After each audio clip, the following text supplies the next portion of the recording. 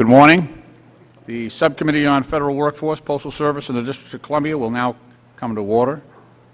I want to welcome Ranking Member Chaffetz, members of the Subcommittee, hearing witnesses, and all those in attendance. The purpose of today's hearing is to examine the effectiveness of residential reentry centers, or halfway houses, on public safety, prisoner reentry, and recidivism in the nation's capital.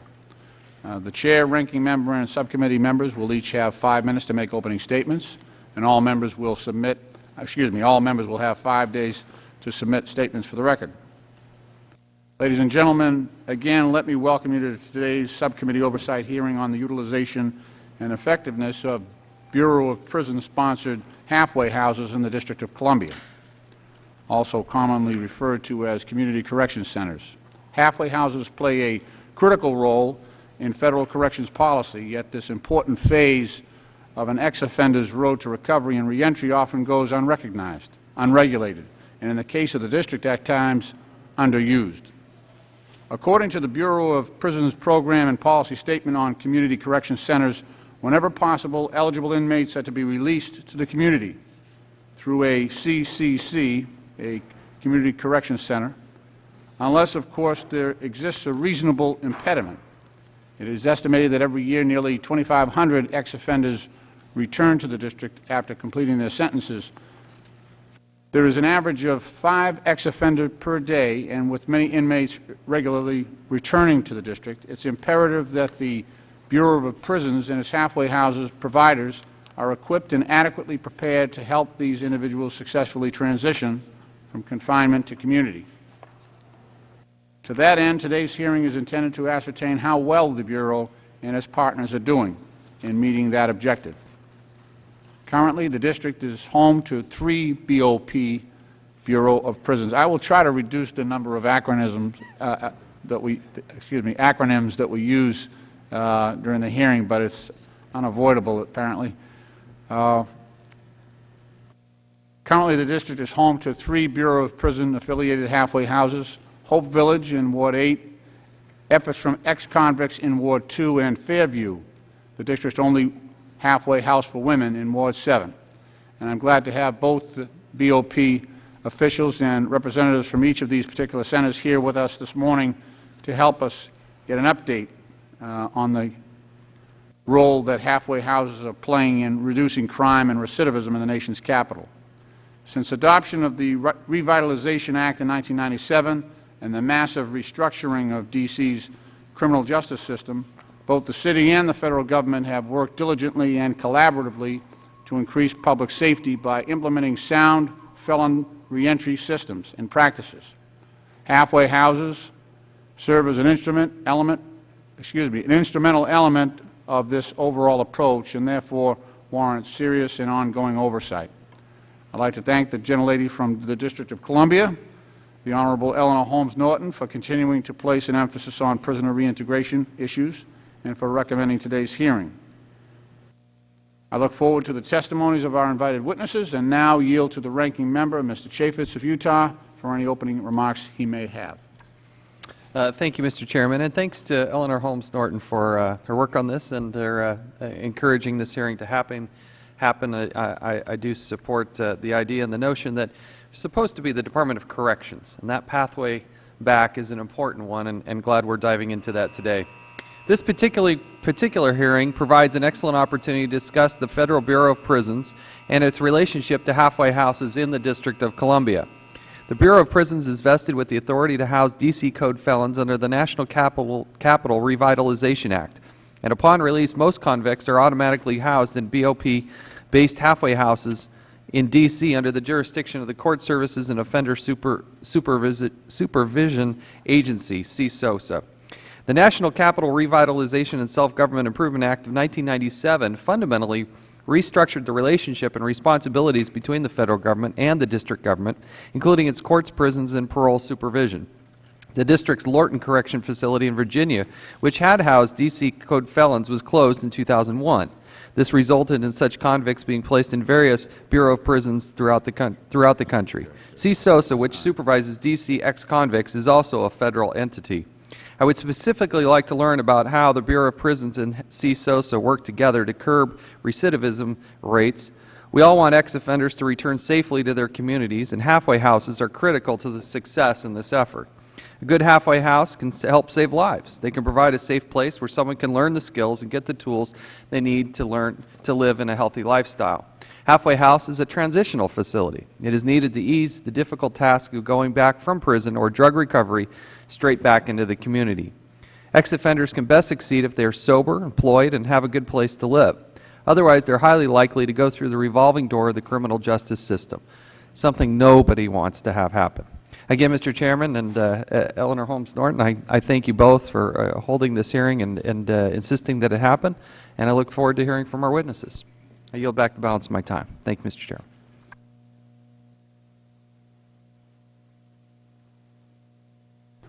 Chair now recognizes Ms. Eleanor Holmes Norton for 5 minutes. Mr. Chairman, I'm going to simply summarize my testimony and ask that it be put in the record.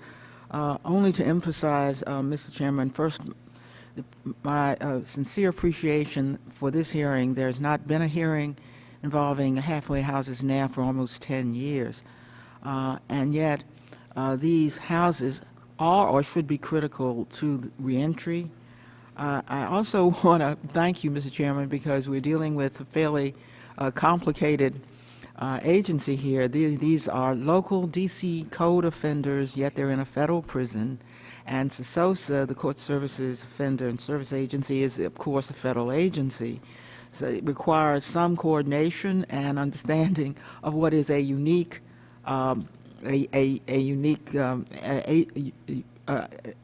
unique situation in our federal system, where essentially BOP is a state prison system for the District of Columbia, yet is a federal agency with federal rules. We are very concerned that the 6,500 D.C. code felons are now spread to 75 BOP facilities in 33 states. You can't run a state prison system that way. And I will be looking, Mr. Chairman, for a solution to that problem. We don't understand precisely what the effect of these halfway houses is on the most important part of their mission, which is reducing recidivism and public safety. I will be particularly interested, Mr. Chairman, to learn this morning as much as I can about those two issues, and I thank you very much again for this hearing. Thank you. The Chair now recognizes the gentleman from Maryland, Mr. Cummings, for 5 minutes. Thank you very much, Mr. Chairman. I take great interest in this hearing.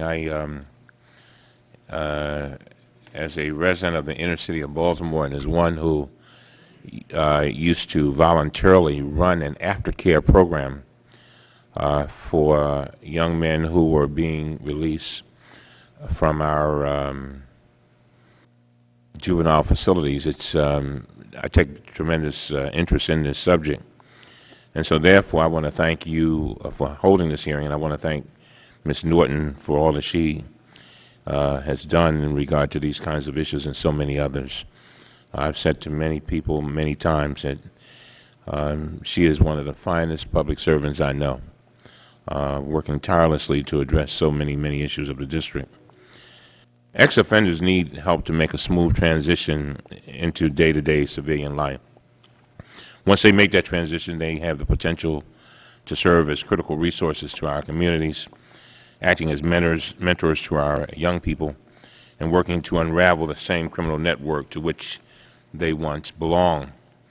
While the nation's crime rates have fallen over the last decade, there's been an unprecedented explosion in prison and jail populations. Upwards of 650,000 men and women are released from state and federal prisons each year, and an even larger number of people are being released from our local jails. In my hometown of Baltimore, approximately 700 to 800 former prisoners are reentering our neighborhoods from prison every month. Unfortunately, we are failing to integrate far too many of these returning neighbors into the economic and social life of our communities. Nearly two-thirds of released prisoners are expected to be rearrested for a felony or serious misdemeanor within 3 years of release. Such high recidivism rates translate into thousands of new crimes each year, at least half of which can be averted through improved prisoner reentry efforts. I might add that it is not, when I return to my district, it is not unusual, Mr. Chairman, for me to be approached by anywhere from 5 to 6 people a day who tell me something like this: Mr. Cummings, I've just gotten out of prison, or I've been out for a few months. I simply cannot find a job, cannot find opportunity, and if you can't help me, then I'm going to have to do something. And what they mean by that is that they're going to have to commit a crime. This is the real deal. To survive, that is. And I'm certainly not sitting here saying that's excusing them for that. I just want us to be aware of that.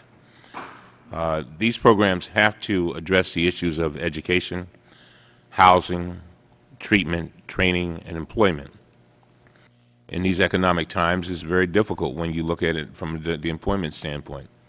When we had our jobs fair just recently, Mr. Chairman, we had a number of people who came through, and one of their major complaints was that nobody wanted to, the people with records, that is, said nobody wanted to give them an interview.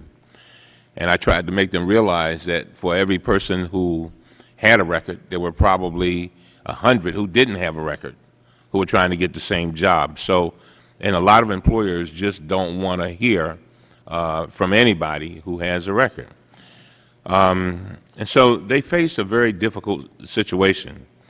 Reentry programs such as halfway houses or community correction centers produce successful outcomes for our communities and our citizens. I'm proud to have been one of the original co-sponsors of the Second Chance Act of 2007, which is now law, that extended the amount of time that prisoners can stay in a halfway house from 6 months to 1 year. Today we examine the unique prisoner reentry program here in the District of Columbia. The D.C. Code felons are being housed in 75 different facilities located in 33 states, meaning that they are not able to visit with social workers, clergy, friends, and family, which are crucial in preparing the prisoner for reentry into their own community. And so, Mr. Chairman, as my time runs out, I ask that my entire statement be placed in the record, and I look forward to the testimony of our witnesses. With that, Mr. Chairman, I yield back. I thank the gentleman, and without objection, his remarks and his statement will be submitted to the record. The Chair now recognizes the gentleman from Ohio, Mr. Kucinich, for 5 minutes.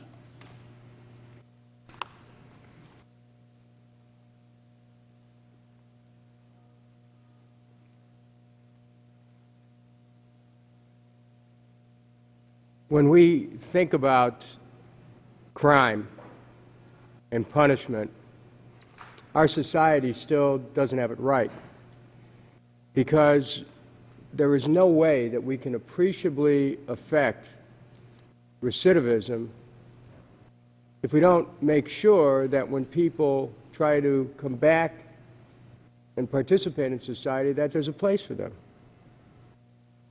We're asking people to do something impossible.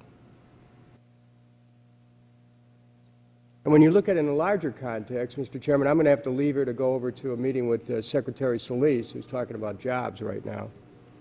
We have 15 million Americans without any jobs. And in that market, you get released from prison, you try to find a job, it's harder than ever. So halfway houses sometimes leave people just halfway. And if you're going to go, if you want to get the full distance, then a society has to be there with an opportunity. We can't keep condemning people for going back to prison if we don't have a place for them in our society. And it's famous that we have one of the largest prison populations in the world, and per capita we're one of the highest in the world. It's really a commentary on our society.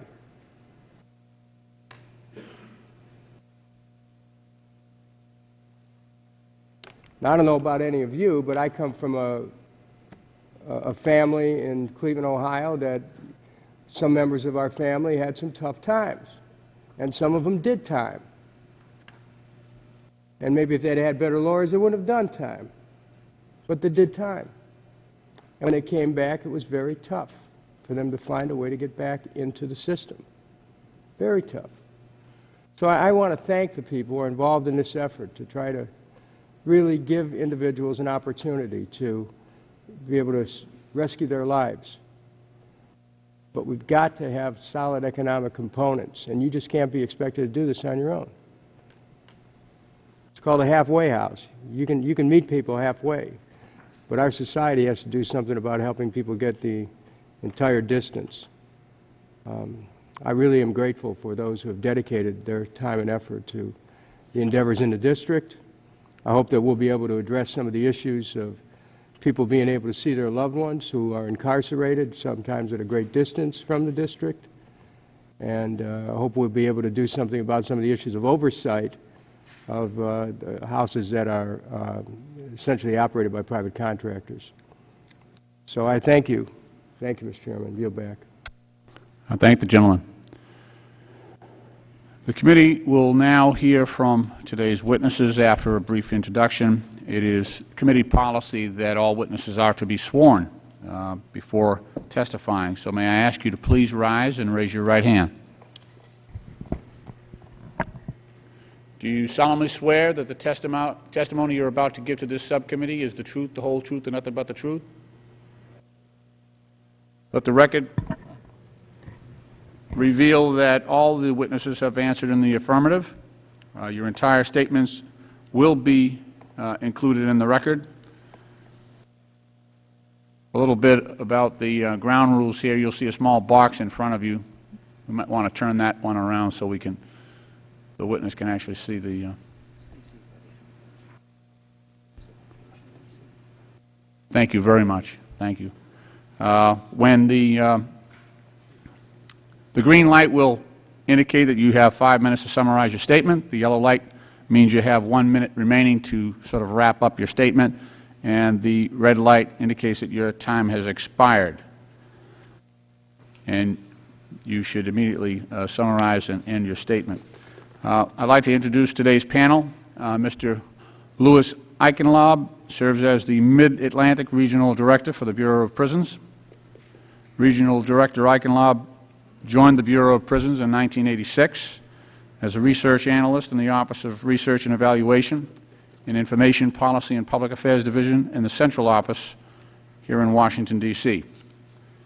Ms. Adrienne Poteet was named as the Acting Director for Court Services and Offender Supervision Agency in July 2008. In this position, Ms. Poteet oversees a federal agency of nearly 1,300 employees, which was created by the D.C. Revitalization Act of 1997 to improve public safety through active community supervision for ex-offenders. Ms. Nancy Levine is the current Director of the Justice Policy Center at the Urban Institute. Ms. Levine is an expert on crime prevention and prisoner reentry and is the founding director of the U.S. Department of Justice Mapping and Analysis for Public Safety Program. Mr. Charles Reynolds is currently CEO of the Fairview Adult Rehab Center, the only all-female community corrections center in Washington, D.C. In addition, the Fairview Center, Mr. Reynolds also operates a reentry facility in the Hampton Roads area on behalf of Rehabilitation Services, Inc. Both sites incorporate state-of-the-art rehabilitation and correctional residential services.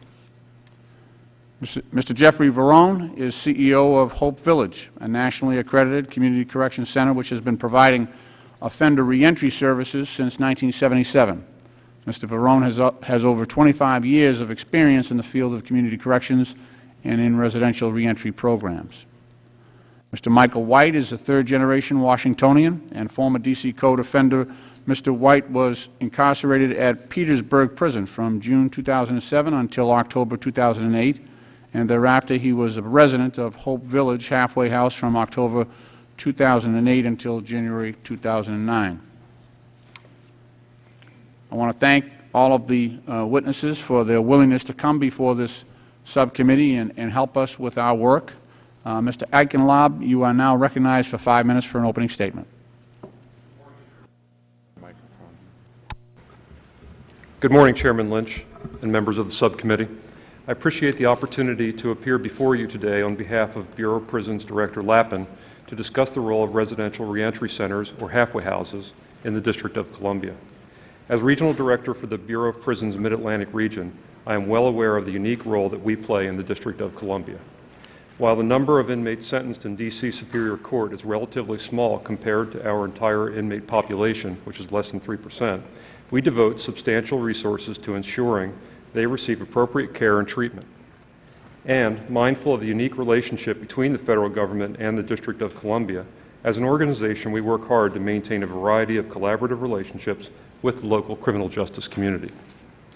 The mission of our agency is to house offenders in institutions that are safe, secure, humane, cost-efficient, and provide opportunities for offenders to prepare for a successful return to the community.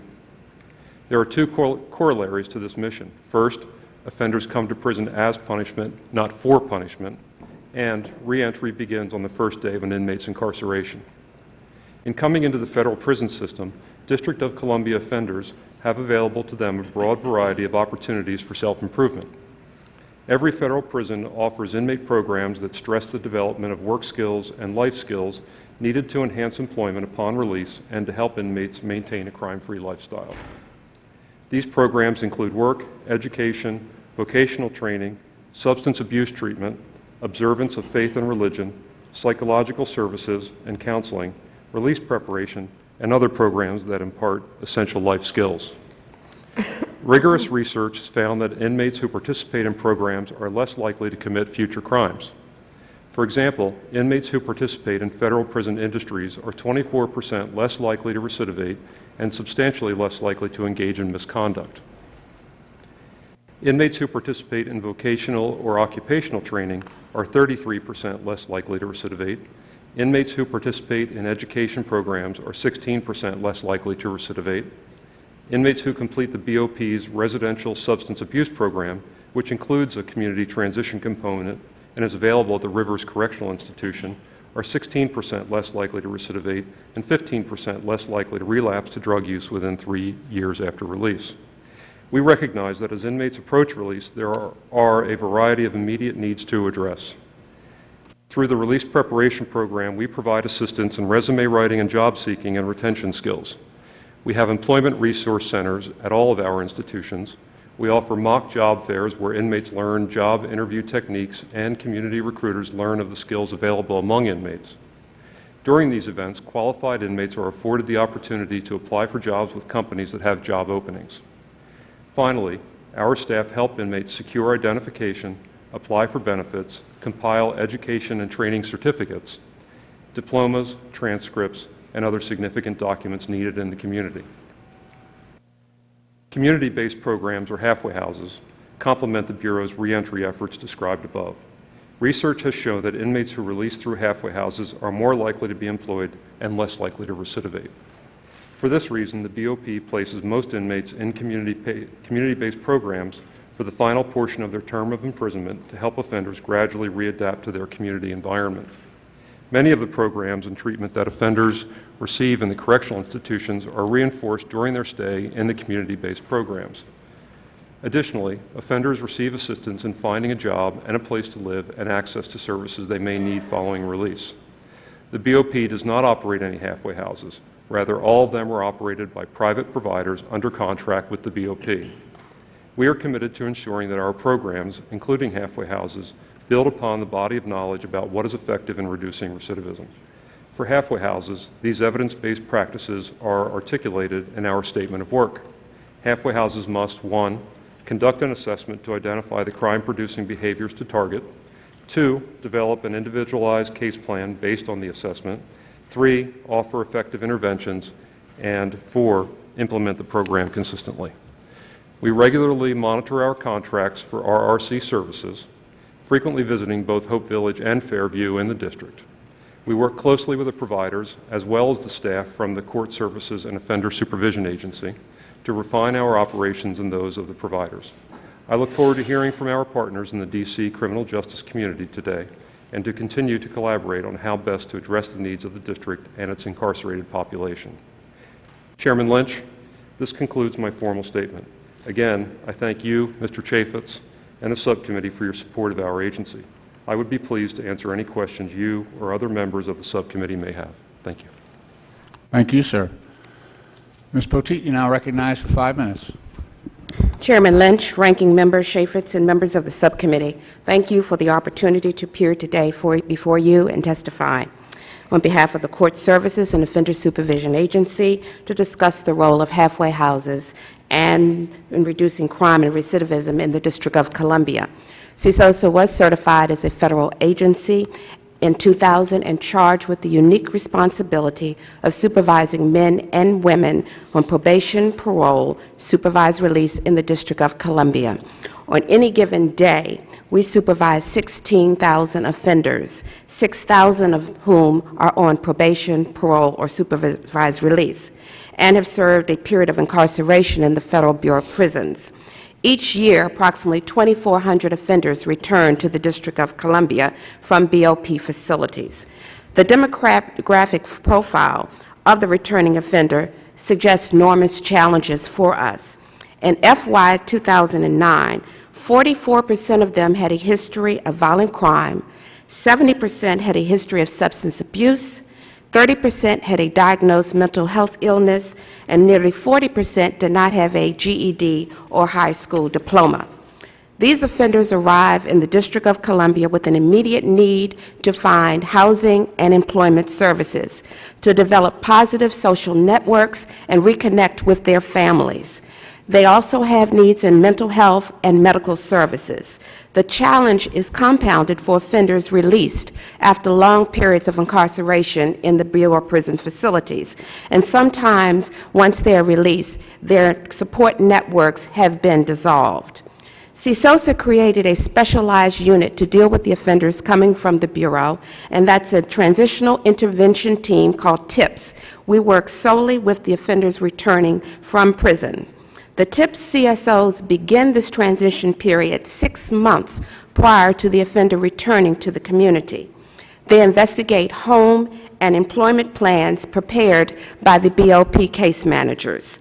They ensure that the proposed plans for home and employment are successful for reentry into the community and do not pose a risk to a prior victim, or in the case of sex offenders, children living in the home. Offenders who transition through a halfway house undergo a comprehensive risk and needs assessment by the TIPS CSOs. This includes a substance abuse history, criminal behavior patterns, history of violence, educational or vocational deficits, physical or mental health challenges. Armed with this information, the TIPS CSO develops an individualized plan for each offender. During the course of a halfway house stay, an offender may be enrolled in Unity Health Care, be referred to Goodwill Industries for job placement, receive skills from Opportunities Industrialization Centers, and be connected to a mentor from an area faith-based program. The offender will also be oriented to his supervision requirements.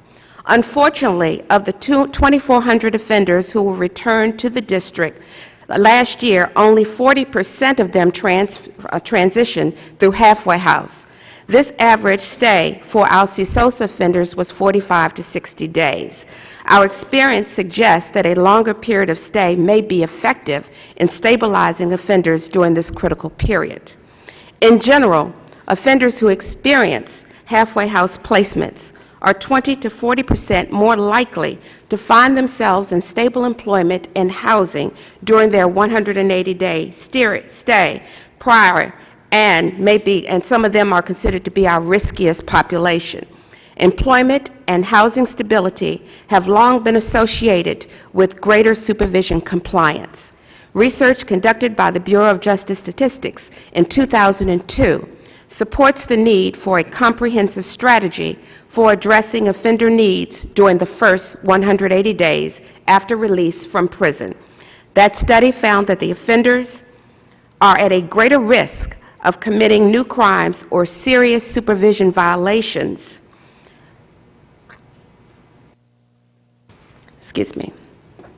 prior to being sent back to prison during the first 6 months in the community. Of the nearly 68% of the offenders who will be rearrested within 3 years of their release, less than half of them will be arrested during the first 180 days. Clearly, this is the most critical intervention period to slow down the likelihood of the offender reoffending. Now, I'd like to just turn your attention to a immediate challenging facing CSOSA. We will have approximately 500 offenders that will be returning to the district based on U.S. Parole Commission in correctly applying parole guidelines to these men and women that were D.C. offenders that were sentenced during the 1985 time for drug offenses, and it was the epidemic of the crack. And so, therefore, some of them have spent more than 10 years in the prison system and will probably come home with a lot of challenges that they will be facing at that time. And so, therefore, we will be working very closely with our partners to address those needs for those men and women returning to the District of Columbia. In closing, CSOSA has been collaborating with our criminal justice partners, researchers, and academics to develop strategies to reverse the pattern of recidivism.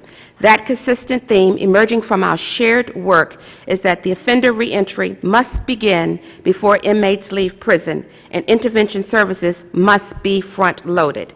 Halfway houses accomplish this goal. We look forward to continuing our close collaboration with the Bureau of Prisons, our halfway houses providers, and other local and federal partners to enhance public safety while also reducing recidivism.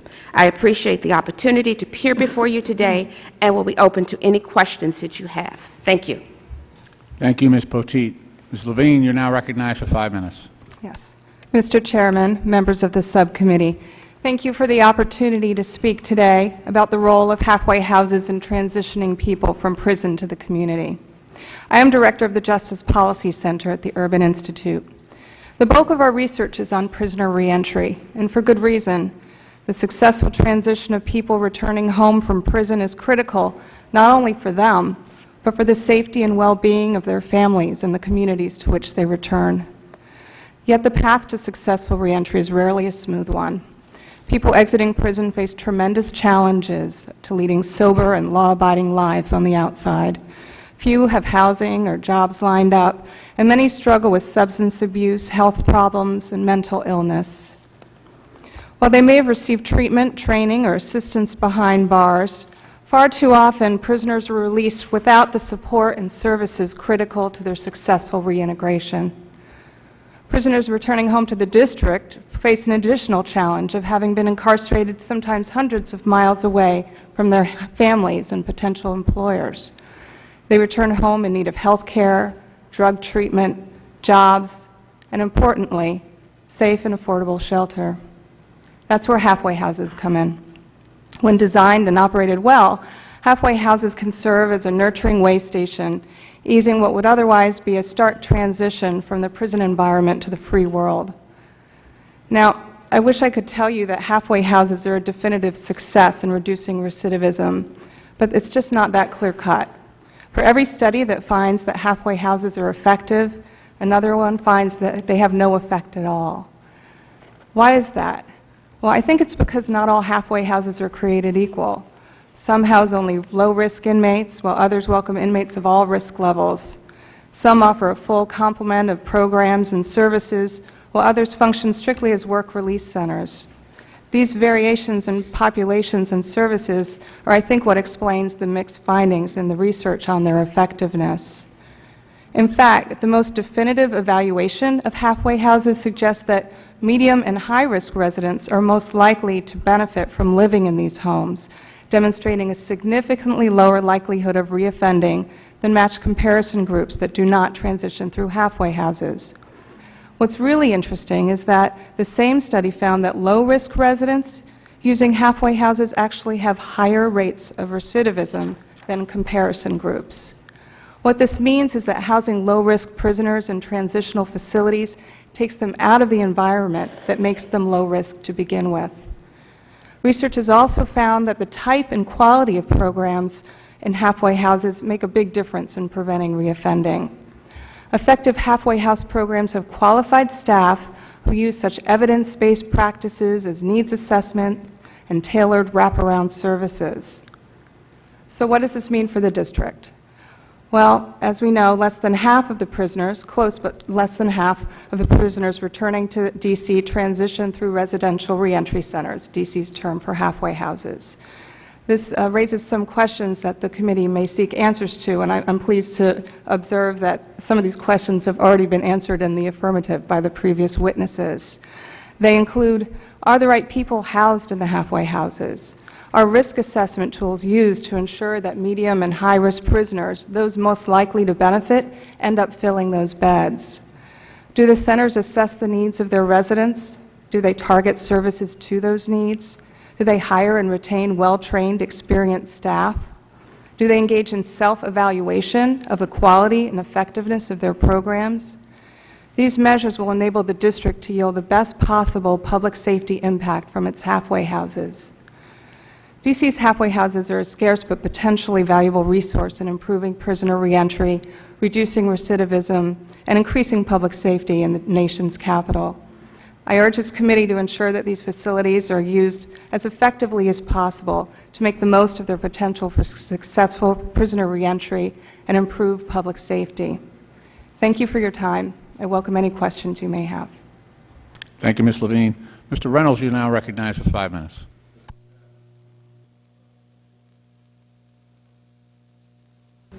Sorry.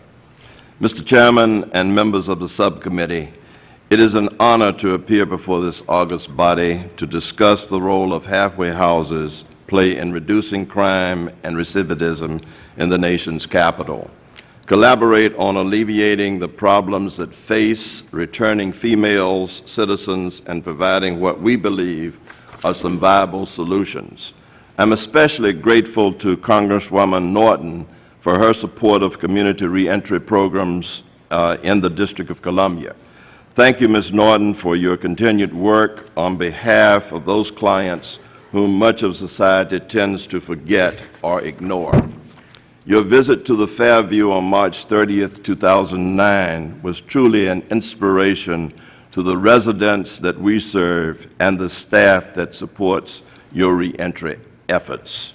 Reynolds and Associates operates a 60-bed residential center known as Fairview, located in the District of Columbia, the only female facility of its kind serving returning female citizens under the authority of the Federal Bureau of Prisons. We serve more than 1,000 returning females annually. This testimony focused specifically upon those clients who are under the authority of BOP and housed in a residential dormitory-type facility with 24-hour supervision. Upon arrival at the Fairview, the residents are assessed and then placed into the appropriate counseling, educational, vocational, and job placement programs. As a result of these assessments, several issues have been identified. Approximately 70% of the clients have mental health issues. Half of that number relies on prescribed medications, and roughly 30% suffer from physical ailments, with the most common being asthma, allergies, diabetes, and hypertension. Approximately 30% of the clients are either HIV positive or have full-blown AIDS, and a significant number of them are recovering from some form of substance abuse. Approximately 20% of the residents are housed with family members upon release, who are not always fully prepared for the issues that might occur when their loved ones comes to live with them after having been gone for so long. Unfortunately, too many of our clients are homeless, and many of the programs that offer transitional housing have long waiting lists, and far too many are released to shelters rather than stable environments that would contribute significantly to their successful reentry. In the current economy, many highly qualified individuals are entering the job market and taking jobs that were previously filled by our clients. Therefore, despite the fact that our Reynolds and Associates has a full employment placement specialist who provides job skills, job readiness training, GED, and computer skills courses, only about 5% of our clients are currently employed. When a client is released from Fairview, there's no process of tracking their progress and provide additional case management services for them. A significant number of the BOP residents indicate that they would benefit from post-release case management, which could assist them in not returning to prison. Some of the proposed solutions are placing a psychologist or a psychiatrist and a nurse practitioner at the facility, and providing comprehensive dental care, providing for enhanced on-site substance abuse counseling in addition to community aftercare component, to aggressively address their addictive behavior, include family members in more activities to enhance communications, especially where their children are involved and custodial concerns are present, enhance partnerships with transitional housing providers to increase housing availability for the returning citizens, and a need for more incentives for partnerships with local employers, to encourage and reward employers that provide job-specific training so that a resident is able to move into a position before immediately after release, providing some post-release tracking for at least 18 months so that post-release issues could be regularly addressed, and establishing a mentoring program that collaborates with the case managers to assure that the aftercare needs of the clients are addressed and monitored after release. In conclusion, I ask that you thoroughly read this testimony in order to assess the full impact of the issues on returning females to the district. In addition, if additional services are mandated and funded to meet the unique needs of the female citizens returning to the district, it is our sincere belief that recidivism can be significantly reduced and that our overwhelming majority of our clients, your constituents, can become good, productive citizens. Thank you, Mr. Chairman.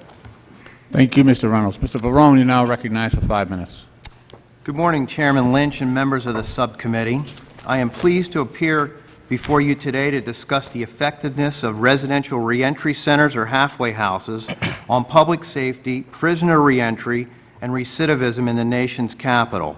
Of course, I will be speaking from experience we have garnered over the past 30 years at Hope Village, Inc., helping offenders reintegrate into the Washington, D.C. community. Hope Village is a private adult community corrections center, also known as a community-based residential reentry center located in southeast Washington, D.C. Since 1977, Hope Village has provided transitional services to offenders to assist their transition and positive reintegration back into the Washington, D.C. society. The Bureau of Prisons awarded Hope Village the first private pilot community correctional center program in 1982 to house offenders returning to the Washington, D.C. area. This program became so successful that other similar programs are operating in many other areas within the United States. Currently, Hope Village has 2 contracts with the BOP, serving offenders re-entering the community in the Washington, D.C. area who are generally referred for placement within 6 months of the remainder of their sentence. Both contracts are performance-based and for a period of 10 years, which includes a 3-year base period and 7 additional award term/option years. We also have a contract with the District of Columbia Department of Corrections to serve offenders who are pretrial inmates, court-ordered misdemeanor, and sentenced misdemeanor inmates. Hope Village is the 2nd largest employer in Ward 8 of the District of Columbia. Hope Village employs 104 dedicated full-time staff to facilitate our program and provide comprehensive transition services to offenders. Our staff includes a senior operations director, 2 program directors, 35 charge of quarters, 8 case managers, 5 vocational counselors, 2 certified substance abuse counselors, and 4 social workers. Within our facility, we operate separate departments for correctional services, training, programs, computer services, personnel, facility maintenance, and food service. Our very low offender recidivism rate is a tangible testament to the effectiveness of our programs for offender reintegration.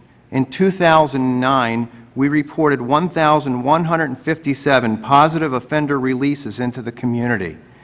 Of all the offenders who participated in our programs in 2009, only 9 were rearrested, which is statistically insignificant given the total offender population. Historically, Hope Village has been a work release program where participating offenders were required to secure employment as part of their placement at Hope Village and transition into the community. Hope Village is adapted to changes in the community and the employment market and has tailored its program to meet the evolving needs and goals of program participants. Each week, Hope Village accepts approximately 25 to 30 new offenders from various federal prisons to participate in the Hope Village program. Every offender is required to complete a 7-day orientation to the facility, including an orientation class, assessments for medical and mental health issues, a 12-hour mandatory life skills program covering topics relating to substance abuse, job readiness, health awareness, life safety, financial management, parenting, and computer skills. Offenders must complete the orientation program before they are allowed any movement outside of the Hope Village premises. Offenders are required to attend the orientation class within 24 hours of their arrival at Hope Village. During this orientation, the offender meets with representatives from Hope Village, the Bureau of Prisons, the Court Services and Offender Supervision Agency, to review the regulations and rules of Hope Village that we previously sent to the offender while he was at a federal institution. The representatives are available to discuss the rules and procedures and to answer any questions that the offender may have about the program or his time at Hope Village. This meeting is critical to ensure offenders understand their obligations during their participation in program and the serious consequences of rule violations, which can include a recommendation for the return to the federal institution or extended services. During the first week of arrival, each offender meets with a program review team consisting of his program director, case manager, vocational counselor, social worker, drug treatment provider, and a CSOSA representative. Our program staff closely monitor this individualized plan and review it every 2 weeks to assess the offender's progress or lack thereof, and where necessary, address implementation of additional strategies to meet the offender program goals. At Hope Village, we know that employment plays a large part of evaluating an offender's self-esteem and a key factor to reducing recidivism. As such, we take it our priority and place a premium on assisting federal offenders with their employment needs, whether this involves improving their skills by sending offenders to specific job training programs like Project Empowerment or referring them to off-site career centers. Given that many of the offenders come to Hope Village after lengthy periods of incarceration, they are long disconnected from the workforce, and some never had a record of employment before incarceration. Moreover, many offenders do not have basic forms of identification, such as a Social Security card, birth certificate, driver's license, or even a picture identification card. Mr. Barone? Yes. You've grossly exceeded the allotted time, and I notice you have a lot more to go there. Could you please wrap up, and we'll move on to the next witness? Sure, Thank you, sir. Absolutely. I want to talk a little bit about the public safety and accountability. Offenders are referred to Hope Village remain under the supervision of the Attorney General. Therefore, we take our direction and enforce our guidelines set by the government. On the facility grounds, we account for the residents or inmates every hour, approximately every hour. CSOSA is a valuable partner with us. We have, at least weekly, the Hope Village staff and CSOSA conduct intake and orientation. We have found an active engagement with the community plays a pivotal role in deterring crime and maintaining public safety for the past 20 years. We have formed a significant partnership with the local community to improve the overall quality of our life and offenders through supports from citizens, local elected officials, and religious leaders. We collaborate with 4 faith-based organizations, Faith Tabernacle, AME Church, Samaritan Ministries, and Congress-Site United Methodist Church. Mr. Varone, I'm going to accept your full statement into the record. You don't need to read it, sir. Thank Could you. you please sum up, please? Thank you. Sure. In addition, Mr. Chairman, Hope Village pledges to continue to work closely and cooperate with our contractors, BOP, D.C. Department of Corrections, CSOSA, and the community to deliver quality and meaningful programs and services to offenders at the point of reentry, therefore fulfilling our mission statement, changes lives. Thank you for the opportunity, Mr. Chairman and members of the subcommittee, to provide this statement, and we welcome the opportunity to respond to any questions you may have. Thank you, Mr. Varone. And your entire statement will be accepted into the record, and we appreciate your testimony. Thank you. Welcome, Mr. White. You are now recognized for 5 minutes. Thank you. Thank you. Good morning, Chairman Lynch, Congresswoman Norton, and other esteemed members of the subcommittee. I'm grateful for this opportunity to speak at this public hearing on halfway houses in the District of Columbia. I feel that my firsthand experience may be something that, a lot of times gets swept under the rug or not, shed, good light on. So I'm glad to be able to offer that today. And I also find it fortuitous to be sitting behind Mr. Varone because he was able to shed some light on a few of the issues that I will be addressing. I arrived at Hope Village on October 7, 2008, after having served a sentence at FCC Petersburg in Hopewell, Virginia. This was my first and only stay in a halfway house, and it was my expectation that it would be a way for me to transition smoothly back into society. I was processed fairly quickly after I got there and immediately shuffled to my quarters, a converted 2-bedroom apartment, which I shared with 7 other men. Later in the week, I was classified by the appropriate staff and informed of their expectations of me, including rules and regulations, the set number of in-house classes or life skills courses I would have to complete before being able to seek employment or visit my family or even receive visitation from my family. Money I would have to pay from each paycheck, and also the appropriate channels I would need to navigate in order to begin job hunting and what have you. It seemed to be a very straightforward program, and I assumed that if I followed these things set before me, everything would be pretty simple and painless. I fulfilled my life skills course hours and was granted a pass of several hours to obtain a non-driver's identification card. Shortly thereafter, I began seeking employment in various hospitals and private healthcare offices, since that was my background. I set up interviews, and after following the appropriate avenues, had very little trouble obtaining approval to go to my interviews. Despite my professionalism, appearance, and experience, I was turned down several times due to the fact that I am a convicted felon. I was finally able to find a private internal medicine office in Fairfax, Virginia, that was willing to look past what was on paper and hire me. I explained to them immediately in my interview, my situation, and gave them a few details about the circumstances surrounding my incarceration. I explained to them that even my start date would ultimately be determined by their communication with Ms. Wilson, the job coordinator in my particular building.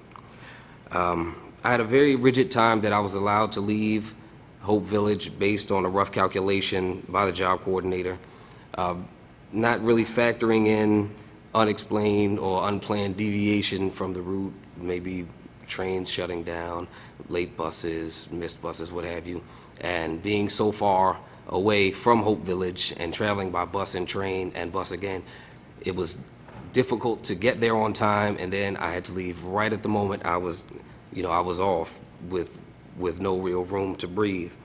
I was also required to take a drug class at Harbor Lights at the Salvation Army building on New York Avenue in Northeast, which forced me to have to leave 2.5 to 3 hours early from work each week in order to make it there on time, and it was a hike. I was told that lateness to the program by the facilitator would not be tolerated and would subject me to injunctions such as the loss of the privilege of even being able to leave the Hope Village premises, which would automatically cause me to lose my job, if I can't go to work. I was in a very precarious and uncomfortable position, which I felt was causing me to make unreasonable demands on an employer who hired a convicted felon. When I received my first paycheck, I was told that I'd have to pay a subsistence of 25% of my gross pay, which would continue until my official release date, even though I would not be housed at Hope Village. This was a lot, in my opinion, considering that I was in essence starting over from ground zero, trying to find housing for myself and my children, and not to mention the other expenses that are incurred simply by virtue of having a family. I talked to my counselor, Mr. Tyson, and my case manager at Hope Village, and they explained to me that I would be able to get my subsistence reduced or even waived if I, navigated another set of appropriate channels, which I did, and after making several payments and inquiries, I was shuffled around yet again. I'm not going to continue to go into the issues. I see my time is winding down. I found a lot of the procedures difficult and some contrary to one another. And it was a tough impediment for me, but I was lucky to have a strong support system in my family and great community resources. Unfortunately, most people in that situation don't have those, and for them it can be very frustrating and cause them to lose sight of really what their ultimate goal is. But when the policies are enforced correctly and on a case-by-case basis, halfway houses like Hope Village are a great benefit and useful to those coming back into society and need help making their way. I personally was grateful for that opportunity to spend the last leg of my incarceration at Hope Village, setting myself up for the rest of my life. I'm proud to report that I've been gainfully employed at the same location since my third week at Hope Village, and I'm only a few short weeks away from becoming a licensed realtor, so I'd like to think that I'm one of the successful 1,157 people that was released from Hope Village in 2009, and I look forward to, continuing this in this path.